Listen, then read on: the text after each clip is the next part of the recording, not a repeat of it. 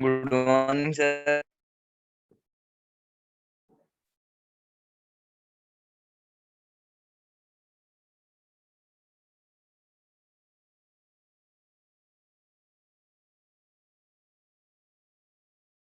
Hello, good morning.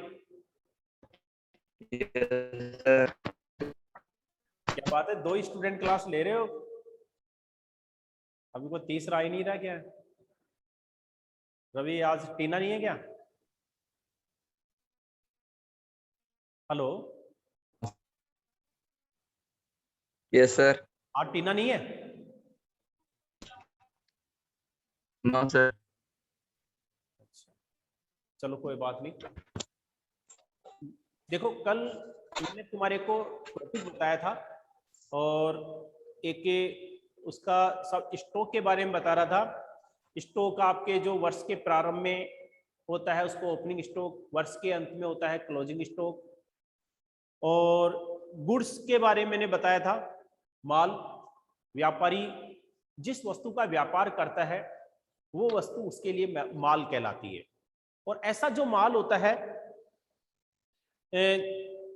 दो प्रकार का होता है ये भी, क्योंकि कुछ तैयार वस्तुएं होती है और कुछ वस्तुएं उत्पादित की जाती है।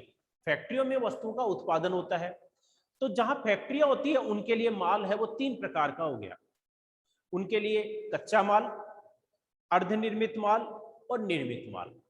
कच्चा माल जिसको हम बोलते हैं रॉ मेटेरियल, और अर्धनिर्मित माल इसको बोलते हैं सेमी फिनिश्ड गुड्स, और या work in progress. Work finish. और तीसरा मैंने बताया था आपके फिनिश्ड गुड्स, निर्मित माल। ठीक है, इसी के साथ में मैंने एक उदाहरण भी दिया था जनरल व्यापार में, जिनकी चीजों को हमारे को ध्यान में रखना पड़ता है कि ये जो माल होता है उसमें मंगवाया जाता है। स्टॉक की गणना है क्यों की जाती है कि स्टॉक की गणना करने के लिए करने से व्यापारी को कई बेनिफिट होते हैं। एक तो व्यापारी को ये मालूम चल जाता है कि जो माल हमारे पास था, चाहे हमने तैयार माल मंगाया हो चाहे हमने उत्पादन किया हो, उसमें से कितना माल बिक चुका है और कितना बाकी रह गया। क्योंकि अगर व्यापारी इस चीज को मालूम करता रहेगा तो क्या है, व्यापार में कोई किसी प्रकार की रुकावट नहीं आती है। फायदा यह होता है कि एक तो क्या है, माल खत्म होने से पहले व्यापारी को मालूम चल जाएगा, तो वो माल का ऑर्डर देकर के तुरंत माल मंगा सकता है। इससे क्या है, ग्राहकों को माल की सप्लाई पर किसी प्रकार की कोई रुकावट है वो नहीं आएगी, माल लगातार जारी रहेगा। दूसरा दूसरा बेनिफिट उसका ये होता है कि माल कितना है बचा हुआ है, तो कितना माल हमारे को और खरीदना है, कितना माल हमारा बच जाता है, कितना माल बिक जाता है, इसके बारे में अनुमान लग जाता है। अनुमान लग जाता है तो व्यापारी उसी के हिसाब से माल परचेज करता है कि हमारे को कितना माल खरीदना चाहिए, क्योंकि इतना माल क्या है, रोजाना माल बिक जाता है, एक महीने में हमारा टोटल इतना माल बिक जाता है। तो वो व्यापारी उसी हिसाब से माल क्रय करता है कि उसको कितना माल खरीदना चाहिए। ठीक है, तो एक अनुमान वो लग जाता है। दूसरे, व्यापारी पहले माल को खरीद लेता है और ज्यादा मात्रा में माल को क्रय करता है। उसका एक रीजन ये भी है कि उसमें बार बार माल खरीदने से व्यापारी के अनावश्यक खर्चे बढ़ जाते हैं, और खर्चे बढ़ने से क्या, माल की लागत बढ़ जाती है, तो व्यापारी का जो प्रॉफिट है वो कम हो जाता है। क्योंकि आप बार बार में माल खरीदते हैं तो आपको बार बार किराए का, मजदूरी का उनका भुगतान करना पड़ता है, और हो सकता है कि रेट भी कम ज्यादा हो जाए। कम हो जाए जब तो कोई नहीं है, लेकिन अधिकतर रेट बढ़ती है। आपने पहले जिस कीमत पर माल खरीदा, आपने दोबारा माल खरीदा, उसकी रेट बढ़ गई। अगर आपने पहले ज्यादा मात्रा में खरीदा होता तो आपको क्या, जो किराया भाड़ा है वो भी क्या है, बार बार नहीं देना पड़ता, और जो उसका पैसा बढ़ गया, रेट बढ़ गई है, उसका भी पेमेंट नहीं करना पड़ता। ठीक है, एक बेनिफिट ये होता है। इसके अलावा माल एक साथ खरीदने से क्या है, जिस होलसेलर से आप माल क्रय करते हैं वो आपको थोड़ी कम कीमत पर माल सेल कर देता है, यानी कि आपकी रेट और कम हो जाती है। आप थोड़ी मात्रा में माल खरीदो, उसकी रेट थोड़ी ज्यादा रहेगी। आप ज्यादा मात्रा में माल क्रय करोगे, उसकी रेट कम रहेगी, यानी कि आपको बेनिफिट हो गया। तो आपको कम रेट पर माल खरीदने से क्या है, आप ग्राहकों को और व्यापारियों की बजाय आप 2-4 रुपए कम पर बेच सकते हो। कस्टमर जो होते हैं इस चीज पर ज्यादा ध्यान देते हैं कि उसका जो पैसा है दूसरी दुकानों से 2-4 रुपए कम रहता है, वो आपसे खरीदेंगे। अब ये इतना सा डिफरेंस रखने मात्र से ही आपकी जो सेल है वो ज्यादा होगी। ये व्यापार का एक फॉर्मूला है जिसमें अच्छे जो व्यापारी होते हैं इस बात का ध्यान रखते हैं। जो इस बात का ध्यान नहीं रखते उनके सामने समस्याएं रहती है। तो ये क्या है, आपके थ्योरेटिकल और प्रैक्टिकल दोनों में ये चीज काम आती है। तो मैंने तुम्हारे को क्या है 3 शब्दों के बारे में मैंने बता दिया था, आपके कैपिटल, एक आपके स्टॉक, और तीसरा मैंने आपको बताया गुड्स। ठीक है, और ये जो गुड्स है वो उसमें ये भी मैंने बता दिया कि कितने प्रकार का होता है। 3 शब्दों के बाद में आपके चौथा शब्द ये आता है आपके परचेज। परचेज जिसको हम हिंदी में क्या बोलते हैं, क्रय। अब ये तो आपको जनरल शब्द है जिसके बारे में करीब सबको मालूम रहता है कि परचेज है उसको हिंदी में क्रय कहते हैं। ठीक है, अब कॉमर्स में यानी कि अकाउंटेंसी में परचेज का मतलब क्या होता है?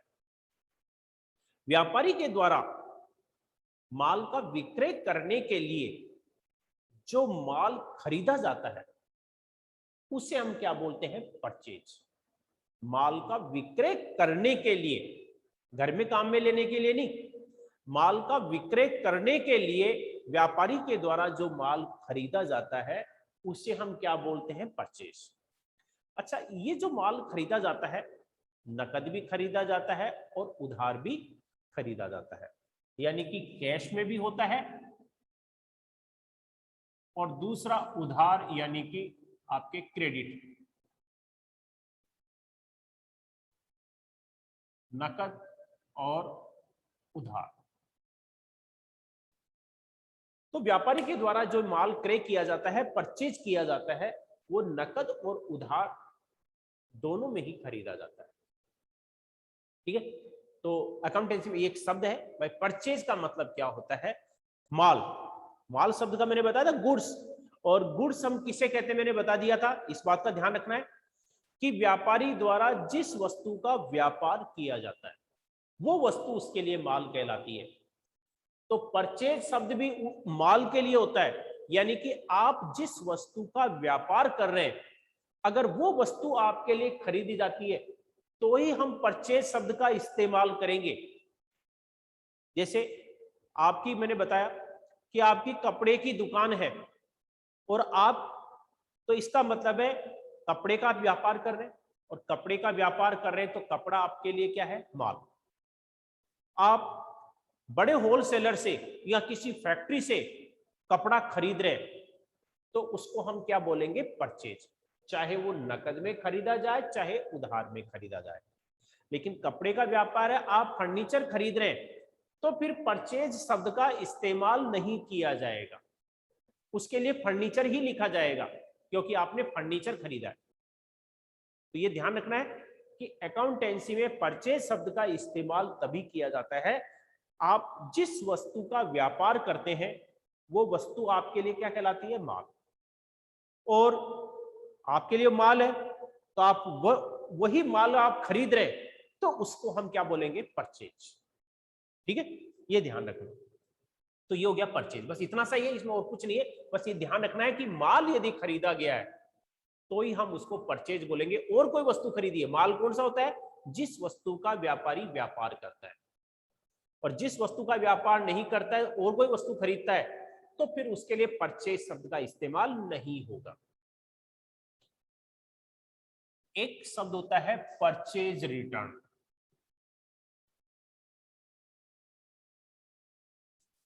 परचेज रिटर्न यानी कि क्रय वापसी।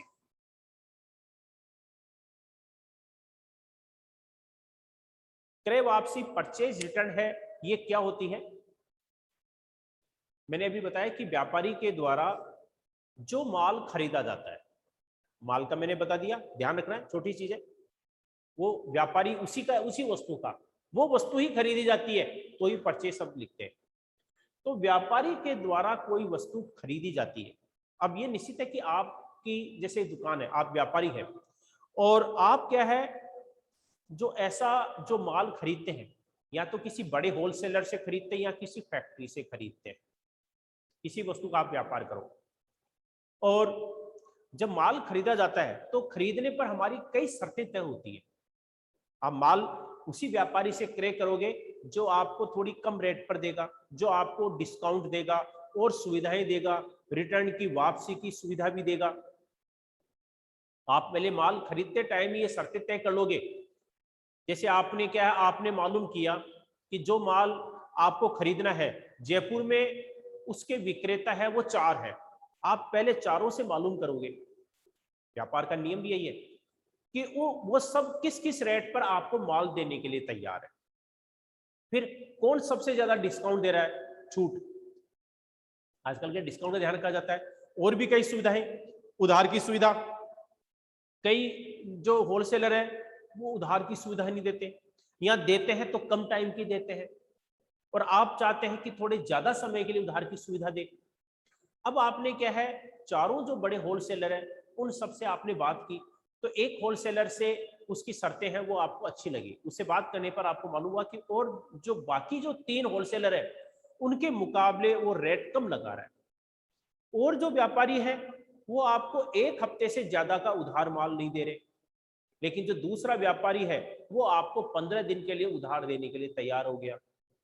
और ये सुविधा भी दे दी कि अगर माल खराब रहता है, कुछ भी होता है, नहीं बिकता है तो वो माल रिटर्न कर सकता है, वापस कर सकता है। जबकि और व्यापारी आपको सुविधा नहीं दे रहे थे तो फिर आप उसी व्यापारी से क्रय करो। व्यापार का नियम भी यही है, क्योंकि हम भविष्य में चाहे आप सब्जेक्ट कोई सा भी ले लेकिन वैसे भी करते हैं तो आपको ये चीज का ध्यान रखना पड़ता है।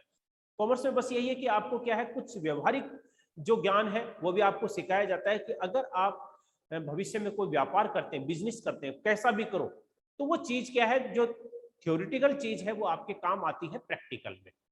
और प्रैक्टिकल में अगर वैसे आप कोई कंपनी वैसे कोई एग्जाम देना चाहते हैं उनके अंदर तो जैसे काम आती ही आती है, तो व्यवहारिक जीवन में भी हमारे काम में आती है कॉमर्स की कई चीजें कि आप व्यापार करते हैं तो किन चीजों का ध्यान रखना चाहिए, बैंक से ट्रांजेक्शन होता है तो आप कैसे करें, इंश्योरेंस कंपनियां हैं, बीमा कंपनियां हैं, उनसे ट्रांजेक्शन कैसे करें, इंश्योरेंस क्लेम कैसे लिया जाता है, माल का इंपोर्ट या एक्सपोर्ट कैसे किया जाता है, क्या प्रोसेस है, इनकम टैक्स की गणना है, कैलकुलेशन है, कैसे की जाती है, सेल्स टैक्स क्या होता है, सेल्स टैक्स कैसे ज्ञात किया जाता है, ये सब चीजें आपके क्या है कॉमर्स में सिखाई जाती है। यानी कि ये चीजें आपको अन्य किसी व्यक्ति से सीखने की जरूरत नहीं है, यानी कि थ्योरेटिकल नॉलेज आपको इसी से मिल जाता है, बाकी प्रैक्टिकल में आपको फिर करना पड़ता है। तो इस चूंकि आपके समझ में पहले आ चुका है इसलिए आपको प्रॉब्लम नहीं आती, अन्य व्यक्तियों से आपको एडवाइस सलाह लेने की आवश्यकता नहीं पड़ती है। तो ये मैं आपको बता रहा था परचेज रिटर्न। तो परचेज रिटर्न में मैंने बताया कि आपने जो माल खरीदा, जिस होलसेलर से माल खरीदा, वो शर्तें तय होने पर आपने माल क्रय कर लिया। अब माल आपके पास आ गया, अब उसमें से क्या है, उस माल में से कुछ माल है या तो खराब आ गया, कई बार ऐसे होता है कि किसी भी कारणवश पैकिंग में और किसी कारण से टूटा फूटा आ गया, खराब आ गया, डिफेक्टिव आ गया, या कई बार ऐसे होता है माल आपने मंगा तो लिया लेकिन ग्राहक उस माल को पसंद ही नहीं कर रहे, क्योंकि माल में क्या है बहुत सी वेराइटियां होती है। आज आप जानते हो कि एक वस्तु के अंदर इतनी क्या है कई वेराइटी होती है, 10 15 20, कईयों में तो बहुत ज्यादा होती है, कि कंफ्यूजन रहता है कि कौन सा माल बिकेगा। ग्राहक क्या है खरीदते टाइम क्या है वो सारी वेराइटी देखते हैं, जो पसंद आता है वो लेता है। अब आपने जो माल मंगाया उसमें से हो सकता है ग्राहकों को कोई माल है वो पसंद नहीं आया हो, उनको दूसरी वेराइटी का माल चाहिए, और आपने जो माल मंगाया वो दूसरी वेराइटी का है, तो वो माल नहीं बिक रहा है। और चूंकि आपने माल क्रय करते समय ही ये पहले शर्त रख दी थी कि अगर माल ग्राहकों को पसंद नहीं आया या नहीं बिका तो वो माल वापस कर दिया जाएगा, तो आप व्यापारी को वो माल वापस कर सकते हो। ठीक है, तो खरीदा हुआ माल यदि किसी भी कारणवश व्यापारी के द्वारा वापस कर दिया जाता है उसके विक्रेता को, तो उसको हम क्या बोलते हैं, परचेज रिटर्न, क्रय वापसी। जो माल आपके द्वारा खरीदा गया है और माल मैंने बताया जिस वस्तु का व्यापार करता है वो माल। जो माल आपके द्वारा खरीदा गया है किसी भी कारणवश, अब कारण कुछ भी हो सकता है, रेट ज्यादा है, माल डिफेक्टिव है, ग्राहकों को पसंद नहीं आ रहा है, नहीं बिक रहा है, या और कोई कारण, किसी भी कारण से, तो उस माल को अगर आप वापस कर देते हैं, खरीदा हुआ माल, तो वो क्या कहलाता है? परचेज रिटर्न, यानी कि क्रय वापसी। ठीक है, तो ये परचेज रिटर्न होता है। इसके बाद में देखो आपके सेल्स, विक्रय। अब सेल्स के बारे में सभी को मालूम है, सेल का मतलब बेचना ही होता है, लेकिन यहां पर सेल्स शब्द का इस्तेमाल किसके लिए होता है? केवल माल के लिए। व्यापारी के द्वारा जो माल खरीदा गया था, वो माल यदि ग्राहकों को बेचा जाता है, विक्रय किया जाता है, उसी को हम कहते हैं सेल्स।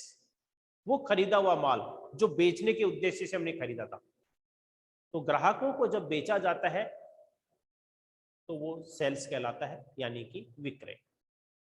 और केवल माल का, अब ये तो हो गया आपके सेल्स, कि जो माल ग्राहकों को बेचा जाता है वो सेल्स हो गई। अच्छा, ये जो सेल्स होती है ये भी आपके परचेज की तरह नकद और उधार दोनों होता है, यानी कि कैश में भी आप माल बेचते हैं और क्रेडिट में भी बेचते हैं, नकद और उधार।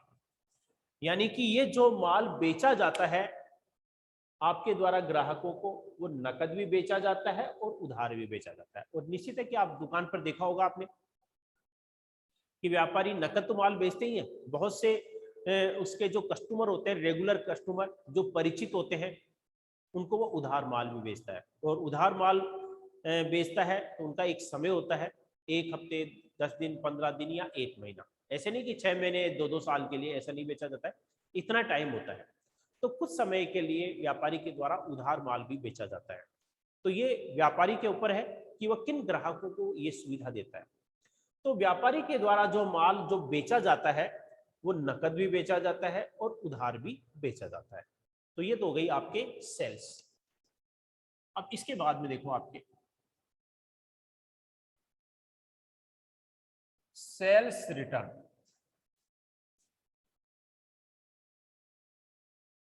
विक्रय वापसी।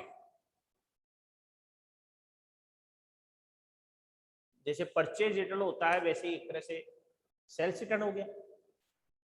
जो माल आपने ग्राहकों को बेचा था, ठीक है, बेचते टाइम ही शर्त होती है, ग्राहक पहले खरीदते टाइम शर्त रख देते हैं कि पसंद नहीं आया तो मैं वापस कर दूंगा, खराब माल निकला तो मैं वापस कर दूंगा। आपने उनकी शर्तें वो मान ली। अब किसी भी कारण से यदि वो माल ग्राहकों को पसंद नहीं आता है तो ग्राहक उस माल को वापस कर देता है। तो बेचा हुआ जो माल है वापस आ जाता है तो उसको हम क्या बोलते हैं? सेल्स रिटर्न, यानी कि विक्रय वापसी। ठीक है, तो ये आपके सेल्स रिटर्न होता है। तो ध्यान रखना, माल बेचा जाता है, विक्रय हो गया। माल जो बेचा जाता है नकद भी बेचा जाता है और उधार भी बेचा जाता है। बेचा हुआ माल यदि ग्राहकों के द्वारा वापस कर दिया जाता है तो उसको हम कहते हैं सेल्स रिटर्न, यानी कि विक्रय वापसी। अब इसके बाद में देखो आगे, देखो एक होता है डेटर्स, जिसको हम हिंदी में बोलते हैं देनदार, DEBTORS, डेटर्स। तो डेप्टर्स बोलने की जरूरत नहीं, आप चार्ट इसको डेटर्स हम बोल सकते हैं। डेप्टर्स, तो डेप्टर्स लिखने बोलने की जरूरत नहीं, आप डेटर्स बोल सकते हैं, यानी कि देनदार। ये डेटर्स है, डेटर्स जिसको हम बोलते हैं, ये डेटर्स होता क्या है, जिसको हिंदी में हम देनदार बोलते हैं। अभी मैंने बताया था कि व्यापारी के द्वारा जो माल बेचा जाता है वो नकद भी बेचा जाता है और उधार भी बेचा जाता है, यानी कि कैश में भी सेल किया जाता है और क्रेडिट में भी सेल किया जाता है। अब डेटर्स उनके लिए इस्तेमाल किया जाता है उधार जो माल बेचा जाता है। तो व्यापारी के द्वारा जिन व्यक्तियों को उधार माल बेचा जाता है वो व्यक्ति व्यापारी के लिए क्या कहलाते हैं? देनदार, यानी कि वो पैसा हमारे को पेमेंट करेंगे। तो डेटर्स की मैंने परिभाषा क्या बताई है?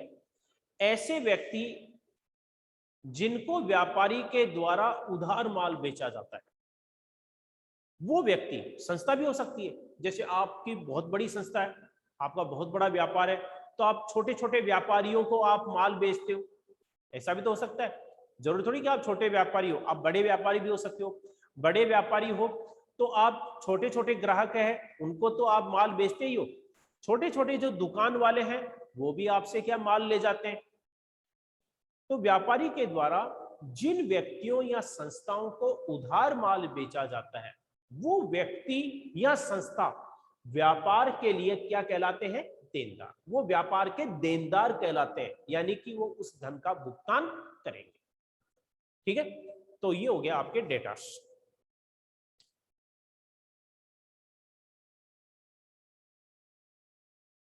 एक होता है क्रेडिटर्स, जिसको हम बोलते हैं लेनदार।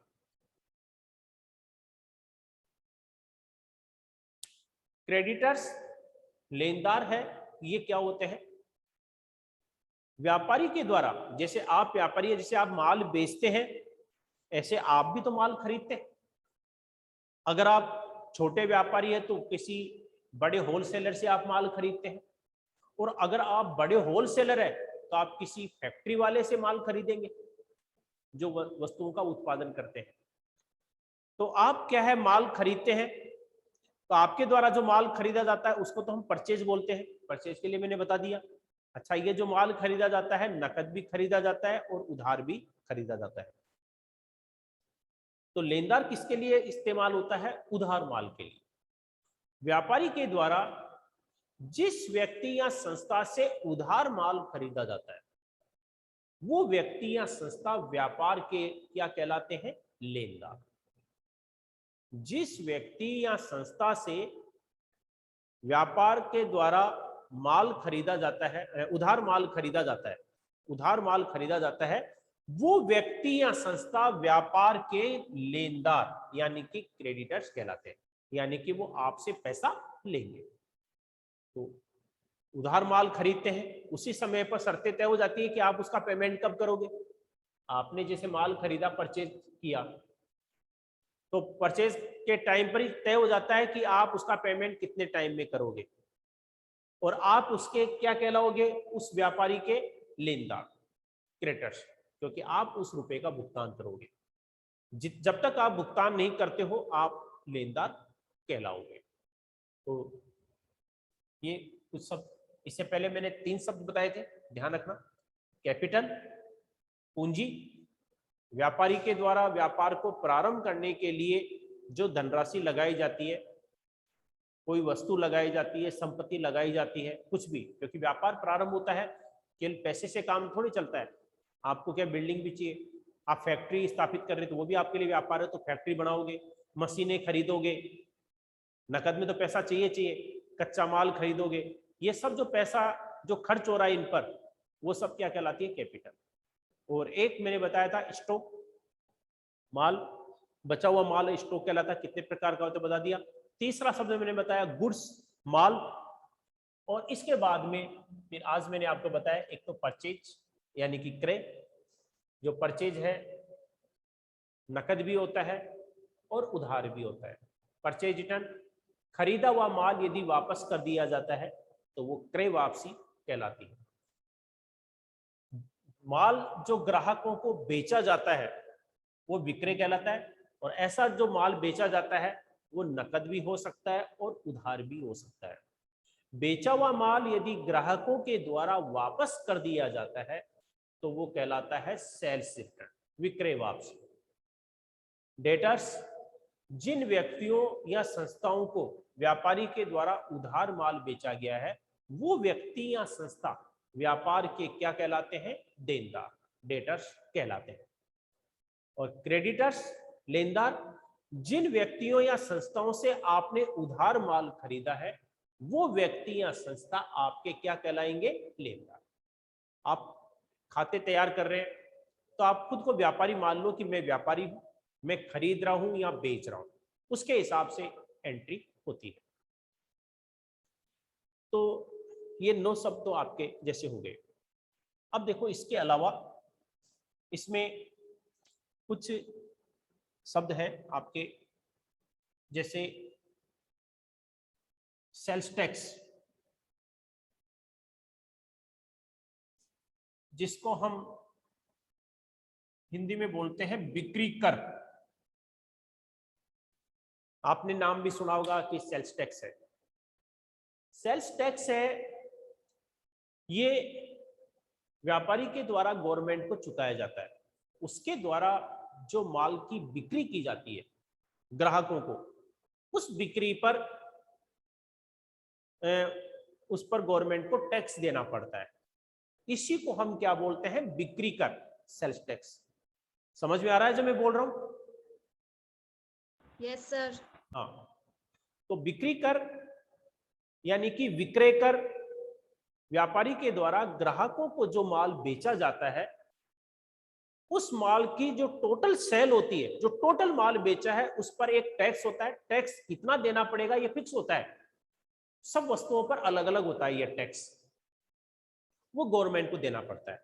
कितना टैक्स देना पड़ेगा ये पहले से निश्चित होता है, लेकिन ये ध्यान रखना कि ऐसा जो टैक्स होता है व्यापारी अपने पास से नहीं देता है, देता चुकाता तो वही है, लेकिन ये टैक्स है व्यापारी ग्राहकों से वसूल करता है, व्यापारी अपने घर में से नहीं देता है। ध्यान रखना, जो सेल्स टैक्स होता है, बिक्री कर, ये व्यापारी पेमेंट तो व्यापारी के द्वारा किया जाता है, लेकिन वो भुगतान अपने पास से नहीं देता है, बल्कि ये टैक्स वो किससे वसूल करता है? ग्राहकों से। ग्राहकों से वसूल करके फिर गवर्नमेंट को पेमेंट करता है। इसका मतलब है ये व्यापार के लिए कोई खर्चा नहीं है, क्योंकि व्यापारी का काम तो केवल इतना ही है कि उसने ग्राहकों से जो सेल्स टैक्स वसूल किया है, जो टैक्स लिया है सेल्स टैक्स के नाम से, वो गवर्नमेंट को पेमेंट करना है। ठीक है, और उसका टाइम होता है, टाइम के अंदर, क्योंकि अगर वो टाइम पर पेमेंट नहीं करता है तो उस पर पेनल्टी लगाती है गवर्नमेंट। अच्छा, ये सेल्स टैक्स है, मैंने बताया कि हर वस्तुओं के ऊपर अलग अलग होता है। आपने मार्केट में देखियो कि ज्यादातर वस्तुएं ऐसी होती है जिनका सेल्स टैक्स है कितना है वो फिक्स होता है, उनकी पैकिंग के ऊपर लिखा रहता है। पैकिंग वाली वस्तुएं होती है तो उस पर लिखा हुआ रहता है, और बाकी जो वस्तुएं होती है उनके ऊपर भी फिक्स होता है गवर्नमेंट का कि इस पर सेल्स टैक्स है इतना है। तो व्यापारी क्या करता है, जब माल सेल करता है उसी टाइम पर कैलकुलेट कर लेता है कि सेल्स टैक्स कितना है। अब जैसे व्यापारी के द्वारा कोई वस्तु बेची गई, जैसे उसके द्वारा 15,000 रुपए की कोई वस्तु बेची गई, और 15,000 रुपए तो उसका विक्रय मूल्य है ही, और उस पर टैक्स का जो पैसा है, सेल्स टैक्स है, वो 600 रुपए वो जोड़ दिया। यानी कि व्यापारी क्या करेगा, ग्राहकों से कितना पैसा वसूल करेगा? 15,600। वस्तु का विक्रय मूल्य तो 15,000 ही है, लेकिन उसकी जो सेल्स टैक्स की जो रेट है उसके अनुसार उसका टैक्स है वो कितना बढ़ता है? 600 रुपए। मान लो कि जैसे 4% है, तो 15,000 का 4% है, वो आपके 600 रुपए हो गया। तो 600 रुपए ये टैक्स आपके हो गया। तो इस प्रकार से व्यापारी क्या करेगा, ग्राहकों से कितना पैसा वसूल करेगा? 15,600। अब व्यापारी क्या करेगा, 15,000 तो उसकी माल के पैसे हैं और 600 रुपए टैक्स के पैसे हैं, ये गवर्नमेंट को जमा कराएगा। समय होता है उस टाइम पर उसको जमा कराना पड़ता है, क्योंकि ऐसे तो क्या माल की बिक्री व्यापारी के द्वारा रोज होती है, तो रोज जमा नहीं कराया जाता है। ये क्या 3 महीने, 6 महीने, 12 महीने ऐसे पीरियड होता है। ज्यादातर ये क्या है, हर 3 महीने में या 6 महीने में इसका पेमेंट करना पड़ता है। ठीक है, तो ये आपके सेल्स टैक्स होता है। लेकिन देखो इसमें क्या है, ये जो सेल्स टैक्स होता है इसमें भी क्या है, व्यापारी पैसा कमा लेते हैं, क्योंकि अब पैसा जो कमा लेते हैं, कैसे कमा लेते हैं? देखो, आपने देखा होगा कि जो बड़े व्यापारी होते हैं, होलसेलर जो व्यापारी होते हैं, उनकी माल की जो सेल होती है बहुत ज्यादा होती है। छोटे व्यापारियों का तो क्या दिन भर में माल क्या थोड़ी थोड़ी मात्रा में बिकता है, लेकिन बड़ी जो होलसेलर होते हैं उनकी एक एक दिन में जो सेल होती है वो कईयों की क्या है 2 लाख 5 लाख रुपए तक होती है एक एक दिन के अंदर सेल। छोटे व्यापारियों की उनकी 1,000, 2,000, 5,000, 10,000 ऐसे होती है, लेकिन बड़े व्यापारियों की सेल, क्योंकि उनका माल एक साथ जाता है, उनकी गाड़ियां जाती है, छोटे व्यापारी खरीद लेते हैं, दिन भर में ऐसे जाता है, तो ऐसे इस प्रकार से माल उनका काफी बिकता है। अब इसमें क्या है, किस प्रकार से देखो बेनिफिट उठाते हैं व्यापारी। सेल्स टैक्स का जो पैसा है व्यापारी अपने पास से नहीं दे रहा है, ग्राहकों से वसूल कर रहा है, गवर्नमेंट को चुका रहा है, लेकिन वो पैसा भी टाइम पर नहीं चुकाता है। आपने पेपर में कई बार देखा होगा कि अगर आपने बिक्री कर विवरणी स्टेटमेंट अगर टाइम पर पेश नहीं किया तो आपको क्या है, ये पेनल्टी देनी पड़ेगी, और उनकी तारीख दे देते हैं, उनकी 30 सितंबर को आपको जमा कराना है, 1 अक्टूबर को जमा कराना है, या 31 अगस्त तक पैसा जमा कराना है, ऐसे तारीख आती है उनकी। व्यापारी क्या करते हैं, उस टाइम पर भी पैसा जमा नहीं कराते, लेट करा देते हैं। अब उससे बेनिफिट कैसे होता है, ये तो मैंने उदाहरण दिया कि 15,000 का लाखों की माल की जो बिक्री होती है तो टैक्स का पैसा भी उतना ही बनता है उनका। अब मान लो कि एक व्यापारी के द्वारा टोटल 1 महीने के अंदर ऐसे उसने मान लो कि 30 लाख रुपए का माल बेचा, कम से कम बता रहा हूं, बड़े व्यापारियों का माल इतना ही होता है कि 30 लाख रुपए का माल बेचा गया। अब 30 लाख रुपए का जो माल बेचा गया उस पर टैक्स का जो पैसा है 30 लाख में, उस पर मान लो कि 2 लाख रुपए जो है टैक्स का पैसा बनता है, सेल्स टैक्स का पैसा 2 लाख रुपए सेल्स टैक्स का पैसा है उसमें। 30 लाख में टोटल जो माल बेचा था उसमें 2 लाख रुपए सेल्स टैक्स का पैसा था, और ये 2 लाख रुपए टैक्स का पैसा है। अब इसमें व्यापारी को मान लो कि हर 3 महीने के अंदर पेमेंट करना है। अब हर 3 महीने में पेमेंट करना है तो 3 महीने का जो सेल्स टैक्स है वो कितना हो गया, 6 लाख रुपए। 6 लाख रुपए का जो टैक्स है वो गवर्नमेंट को जमा कराना है। उसने क्या किया, वो 6 लाख रुपए क्या किया, गवर्नमेंट को जमा नहीं कराया। उसने क्या किया, किसी कंपनी के शेयर खरीद लिए, मतलब और किसी काम में पैसा लगा दिया। अब और काम में पैसा लगा दिया और उस 6 लाख रुपए से क्या है 3 महीने लगा करके उसने क्या किया, उस 3 महीने के अंदर उसे 1 लाख रुपए और कमा लिए। अब गवर्नमेंट को जमा करा रहा है तो गवर्नमेंट क्या है, 3 महीने लेट जमा कराने पर गवर्नमेंट ने उसे क्या किया, उस पर पेनल्टी ली, और गवर्नमेंट ने पेनल्टी उस पर लगाई 5,000 रुपए। गवर्नमेंट ने जो पेनल्टी है वो कितनी लगाई, 5,000। व्यापारी क्या खुशी खुशी दे देगा, क्योंकि उसने क्या कितना पैसा कमा लिया, 1 लाख रुपए ज्यादा कमा लिया, 1 लाख, 5,000 रुपए उसमें निकाल देगा, फिर भी उसको कोई नुकसान नहीं है। ये तो मैंने छोटे स्तर पर बताया, बड़े जो और कई व्यापारी हैं उनका करोड़ों में होता है, करोड़ों में सेल होती है। अच्छा, इसमें भी दूसरे और है, मैंने भी बताया कि व्यापारी मान लो कि 30 लाख रुपए का, मतलब 2-2, 5-5 लाख रुपए तक की सेल होती है।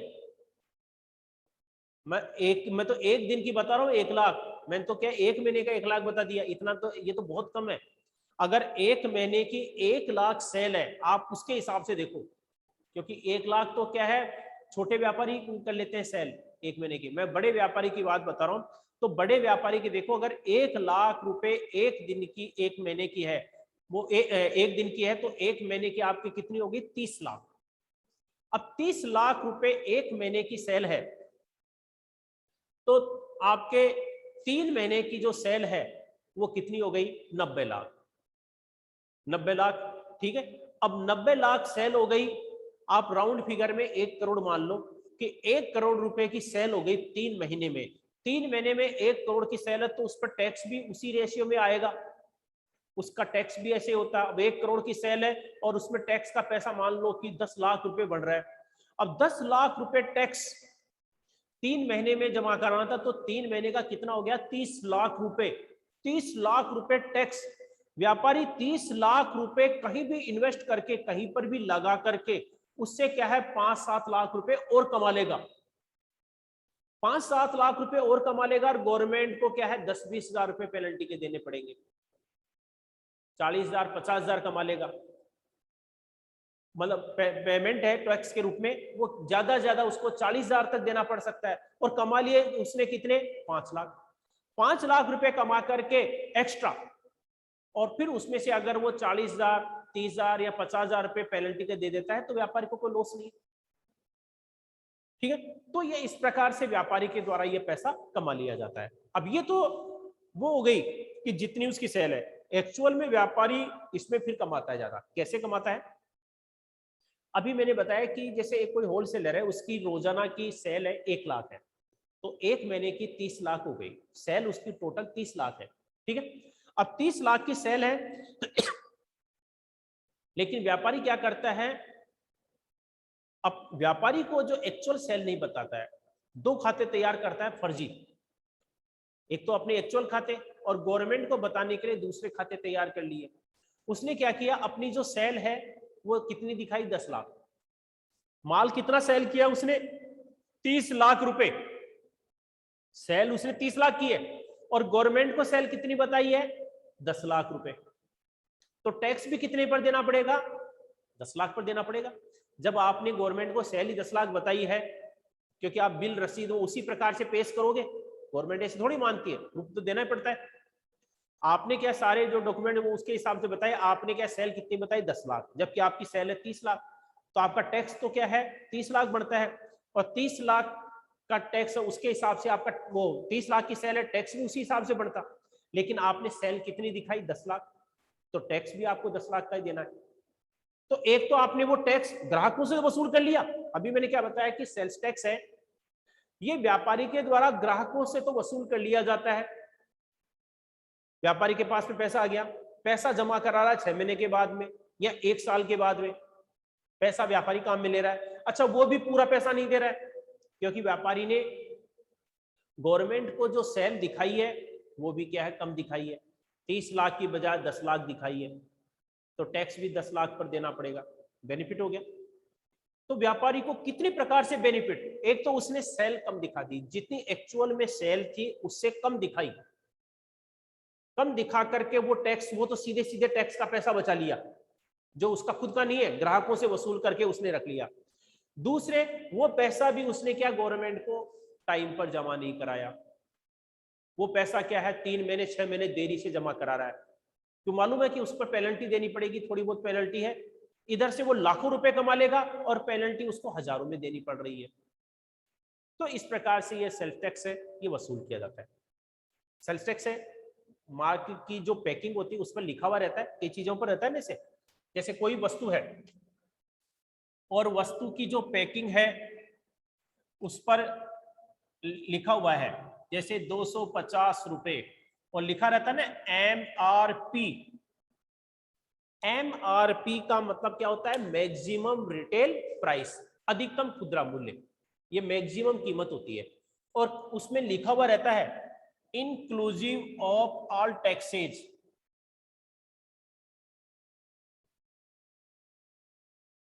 इंक्लूसिव ऑफ ऑल टैक्सेज, सभी करों सहित, उस पर और लिखा हुआ है 250 रुपए MRP है।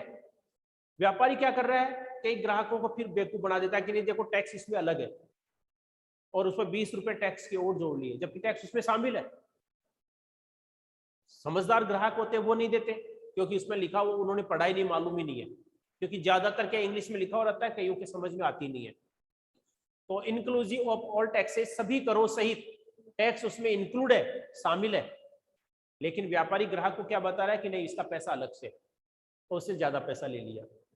MRP अधिकतम कीमत है, इससे ज्यादा कीमत वो ले ही नहीं सकता है, लेकिन और कीमत तो उसकी बहुत कम है, कई वस्तुओं की कीमत MRP बहुत ज्यादा रख दी जाती है। तो इस प्रकार से व्यापारी क्या करता है, ग्राहकों से इस प्रकार से ठगी कर लेता है।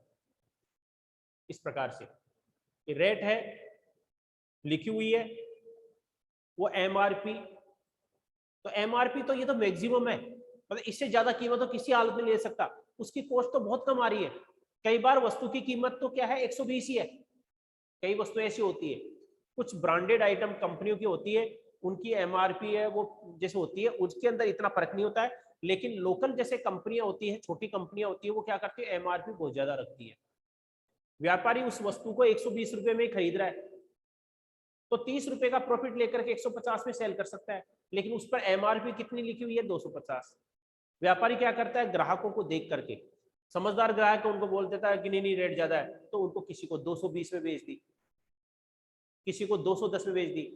और कई ग्राहक उसके परिचित होते हैं, उनको क्या है, उनके ऊपर ये और थोप दिया कि देखो मैंने आपको रेट कम कर दी है, तो ग्राहक को लगता है देखो रेट कम रेट के अंदर मिल गई है, तो कम रेट नहीं है, वो तो रेट उसकी कम है एक्चुअल में, वो तो क्या एमआरपी थी उसकी, उसने उस कीमत पर बेची है तो वो पहले से उसकी ज्यादा है। तो इस प्रकार से क्या है, ये व्यापारी क्या करता है, ग्राहकों को इस प्रकार से बेवकूफ बना देता है, ज्यादा पैसे लगा देता है, टैक्स का पैसा अलग से ले लेता है, ठीक है। तो इसके लिए आपके कंज्यूमर कोर्ट होते हैं।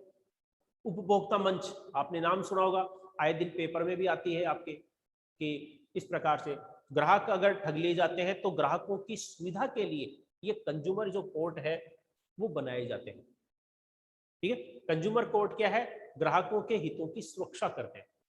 अब इसमें बहुत सारे उदाहरण है, एक मैं उदाहरण देता हूँ, आपका टॉपिक टाइम होने वाला है तो आपको एक उदाहरण दे देता हूँ। एक उदाहरण दे रहा हूँ आपको, ज्यादा पुराना नहीं, अभी 2 साल पहले का ही, आपके जयपुर का, यही वैशाली नगर आपके, भाई मैं जैसे जोटवाड़ा रहता हूँ, मेरे पास में वहीं से वैशाली नगर है, वहां से 4 किलोमीटर वैशाली नगर है। वैशाली नगर से गया, वहां पर एक व्यक्ति ने, जोटवाड़ा का था, उसने क्या है एक वॉशिंग मशीन खरीदी एक शोरूम से, और उसने जो वॉशिंग मशीन है वो 8,000 रुपये में, सेमी ऑटोमेटिक जो आती है, 8,000 रुपये में वॉशिंग मशीन खरीदी। वॉशिंग मशीन आई और वो क्या है, उसके 1 हफ्ते के बाद में वो खराब हो गई। तो उस व्यापारी ने, उस ग्राहक ने क्या शिकायत की दुकानदार से कि आपकी वॉशिंग मशीन क्या खराब हो गई है। तो दुकानदार ने क्या वो मशीन वापस मंगाई और उसको क्या है 5-7 दिन रखा और फिर उसको वापस दे दिया सही करके, हाँ इसकी सही हो गई। ग्राहक लेकर गया, कुछ दिन के बाद में फिर वापस खराब हो गई, फिर वापस कंप्लेंट की कि मशीन आपकी खराब हो गई, नई मशीन है, ये मेरे को तुम वापस दो। तो वो दुकानदार बोलता है कि आपने क्या है इसको सही ढंग से यूज में नहीं लिया, आपने वो पार्ट है उसका खराब कर दिया, तोड़ दिया, कि वो तो उसके क्या है, आप वो पार्ट बदलेगा उसका आपको पैसा देना पड़ेगा अलग से उसका रिपेयर का। अब उस ग्राहक ने क्या किया, समझदार था, कंज्यूमर कोर्ट में कंप्लेंट कर दी, उपभोक्ता मंच पर। कंज्यूमर कोर्ट में जब शिकायत कर दी तो कंज्यूमर कोर्ट ने फैसला दिया कि एक तो ग्राहक को क्या है उसकी जगह नई वॉशिंग मशीन दी जाए बदल करके, और इसके अलावा उसको हर्जाने के 10,000 रुपए और दिए जाएं। कंज्यूमर कोर्ट के फैसले के अनुसार एक तो उस दुकानदार को वॉशिंग मशीन बदल करके दूसरी देनी पड़ी, चेंज करके नई, 10,000 रुपए उसको हर्जाने के और देने पड़े।